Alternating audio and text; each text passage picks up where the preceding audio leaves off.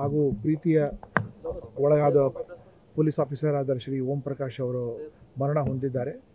ಮರಣದ ಬಗ್ಗೆ ಕೌಟುಂಬಿಕ ಅಂತ ಇದ್ದಾರೆ ಮತ್ತು ತನಿಖೆ ಮಾನ್ಯ ಬೆಂಗಳೂರು ಸಿಟಿ ಪೊಲೀಸ್ ಕಮಿಷನರ್ ಮಾಡ್ತಾ ಇದ್ದಾರೆ ಬಗ್ಗೆ ನಾನೇನು ಮಾತಾಡೋಕ್ಕೆ ಹೋಗಲ್ಲ. ಬಟ್ ಆದರೆ ನಾವೆಲ್ಲ ಸೇವೆಗೆ ಸೇರಿದಾಗಿಂದ ಮಾನ್ಯ ಓಂ ಪ್ರಕಾಶ್ ಅವರ ಪ್ರೀತಿಗೆ ಪಾತ್ರ ಆದವ್ರು ನಾವು.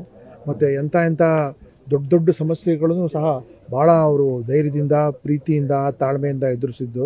ಮುಖ್ಯವಾದದ್ದು ಬಾಬರಿ ಮಸೀದಿ ಘಟನೆ ಆದ ನಂತರ ಅವರು ಶಿವಮೊಗ್ಗ SP ಇರುವಾಗ ಎಲ್ರಿಗೂ ಯಾವ ರೀತಿ ಧೈರ್ಯ ಕೊಟ್ಟು ಏನೇ ಕೌಮುಗಲಭೆ ಆಗದಂಗೆ ನೋಡ್ಕೊಂಡಿರೋವಂಥದ್ದು. ಮತ್ತು 2016ನೇ ಇಸ್ವಿಲಿ ಪೊಲೀಸ್ ಸ್ಟ್ರೈಕ್ ಆಗಿರುತ್ತೆ. ಆ ಸಮಯದಲ್ಲಿ ಕೂಡ ಸರ್ಕಾರಕ್ಕೆ ಭಾಳ ಗಾಬರಿ ಆಗಿರುತ್ತೆ. ಆ ಸಮಯದಲ್ಲಿ ಸಹ ಸಾಹೇಬರು ಅತ್ಯಂತ ತಾಳ್ಮೆಯಿಂದ ಇಡೀ ಪೊಲೀಸ್ ಇಲಾಖೆಗೆ ಒಂದು ಒಳ್ಳೆ ಮಾರ್ಗದರ್ಶನ ಕೊಟ್ಟು, ಧೈರ್ಯ ಕೊಟ್ಟು ಅವರು ಕಾಪಾಡೋದ್ರಲ್ಲಿಗೆ. ಅವರು ಮನೆ ಒಳಗೆ 4 ಗೋಡೆ ಮಧ್ಯೆ ಏನಾಗಿದೆ ಅದು ನಮ್ಗೆ ಗೊತ್ತಾಗಲ್ಲ, ಅದು ಅವ್ರ ವೈಯಕ್ತಿಕ ವಿಷಯ.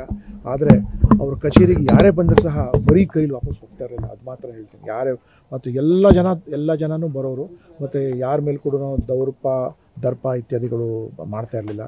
ಸಾಕಷ್ಟು ಬೆಳವಣಿಗೆ ಕಾರ್ಯಕ್ರಮ ಡೆವಲಪ್ಮೆಂಟ್ ಆಯಿತು ಅವರ ಸಮಯದಲ್ಲಿ.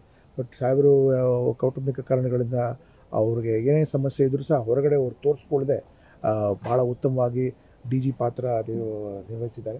ಮತ್ತು ಸುಮಾರು ಜನಕ್ಕೆ ನಮ್ಮಂಥವ್ರಿಗೆ ಬೆಳೆಸಿ ಅವಕಾಶ ಕೊಟ್ಟು ನಾವು ಮಾಡೋ ಸಣ್ಣ ಪುಟ್ಟ ತಪ್ಪುಗಳಿಗೆ ನಮಗೆ ಬುದ್ಧಿ ಹೇಳಿ ತಿದ್ದು ಮಾಡಿ ಅಂಥ ಒಂದು ಲೀಡರ್ಶಿಪ್ ನಾವು ಹುಡುಕಬೇಕು.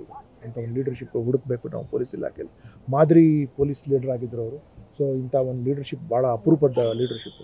ಇವತ್ತು ಆತ್ಮಕ್ಕೆ ಶಾಂತಿ ಆಗಲಿ ಮತ್ತು ಕುಟುಂಬಕ್ಕೆ ಭಗವಂತ ಧೈರ್ಯ ನೀಡಲಿ ಅಂತ ನಮ್ಮೆಲ್ಲರ ಪ್ರಾರ್ಥನೆ.